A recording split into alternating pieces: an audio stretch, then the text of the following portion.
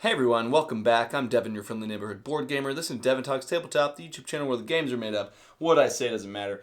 I don't have any water, so we're just going to do a phantom timestamp, and I don't need to open anything. This is not an unboxing, so the cheese knife can rest waiting for its next debut.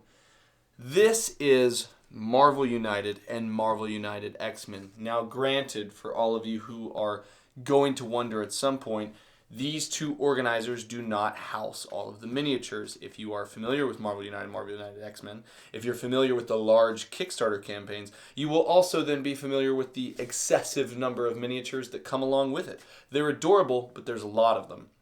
This, however, is still something that I am very excited by. And previously, in the past, I have done videos where I just have these empty, but I have taken the time and the effort to finish organizing all of Marvel United and all of Marvel United X-Men for the express purpose of showcasing why I love organization so much. Here's the issue. I like board games. I do not like the surface area that they take up, though. They take up a lot of space. And when you combine that with the fact of getting absurdly large Kickstarters, they really take up a lot of space. And so the amount of boxes that is currently stacked up there, which is as tall as my 9-year-old, maybe taller, I don't want them at all in my house. I don't have room for them. So my consolidation process has been to get these organizer boxes, which I have them a little closely tucked to each other. I'm going to put that here. I'm going to put this here. This is my solution. These boxes come from One Sharp Joe Crafts. This is my way to take everything X-Men, everything Marvel United. I've even got the plastic tokens. And yes, I am going to be using pieces from each of these collections to play the same game at the end of the day.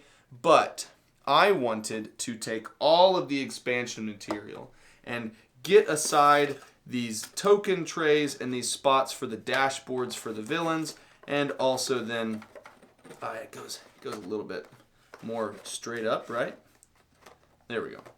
Get those set up, and underneath this is this organizational structure. Now, this houses all of the cardboard locations. You can have your regular cardstock ones in there as well, or you could put your cardstock ones elsewhere. But the true triumph, the true, piece de resistance is this set of organizers. Now, this houses everything you need. You do need to get the actual dividers from somewhere else. For example, I got these off of Tesseract Gaming on Etsy. It's the one that Joe recommends to get with the game. And then also there are both horizontal and then vertical dividers. And I, of course, got the vertical ones because they're the ones that are compatible with this. But essentially what I have done is I have alphabetized and then I have categorized based off of every expansion. And then I've gone ahead and set up the entire structure. So if you want to play a game of Marvel United with this organizer, now all you have to do is get your locations and your tokens out, and then you're going to decide what people you want to bring to it. In this core main original Kickstarter, you have the core box, you have all of the heroes that came with the stretch goals, all of the villains that came with the stretch goals. Then I've got the Deadpool expansion, the Enter the Spider-Verse expansion, the Fantastic Four expansion, the Tales of Asgard expansion, the Return of the Sinister Six expansion, the Infinity Gauntlet expansion, and the Guardians of the Galaxy remix. All of these are organized with the heroes and then the villains and then whatever extra bonus challenge cards, mission cards, extras come with it. And it just makes it to where it turns a bunch of boxes into one box. And granted, we are coming up with a solution to figure out how I'm going to store the miniatures, but the simple fact of having all of the cards here is wonderful to me because it means not only would I actually be way more likely to use the expansion content, it puts all of the content at my fingertips rather than, oh, I want this hero from this box, this villain from this box, this hero from this box. This just makes it more likely that I'll use all of the stuff that's there. Now, there's even more space if you're going to be doing sleeving and stuff like that. There's more space in the box for all of this. I am not I started out sleeving in the hobby, and then it kind of got to the point where I was like, well, I'm getting so many more games that the frequency at which I'm playing certain games doesn't necessarily dictate the need to sleeve 1,000 cards if, I'm only using each of those cards every now and then.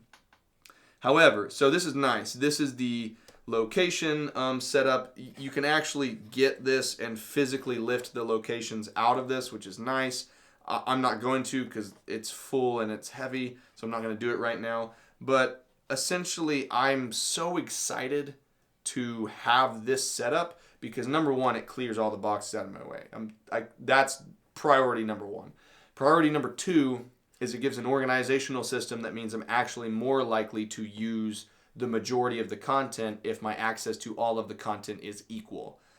And then on the flip side of things, it's just so satisfying to have things organized, and I can't fault those boxes. They have spaces to hold the miniatures safely. They have spots for the cards and the tokens and the rules and all that stuff. Like, the inserts are designed well enough, but it's not at all what I wanted. So all of this is all of Marvel United, and then this is all of Marvel United X-Men.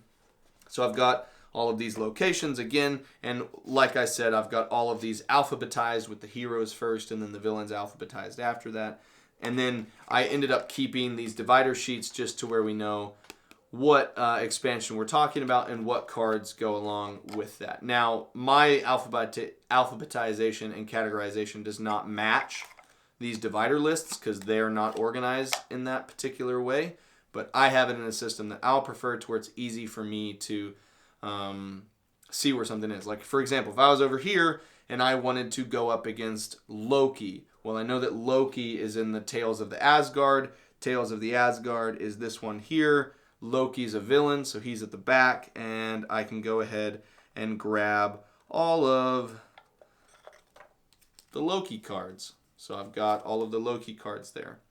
And then say I want to go and bring in, let's see, say I wanted to do a cross fight and I wanted to bring in some people from the X-Men, and then I wanted to bring in X-Men and Deadpool. I could go to Deadpool, which I believe is right over here, and I can bring in Deadpool as a hero and get his character. And then say if I wanted to bring in some X-Men, I could do, choices. I could do Old Man Logan, which I believe is a expansion character here. So Old Man Logan, and bring in Old Man Logan into the fight. So I just love how easy it is for me to think of where something is going to be and then right away get access to it. So that system, I literally did not practice that before this video. That was just me doing it for the very first time. And so that level of ease means I really think I'm going to enjoy exploring these characters.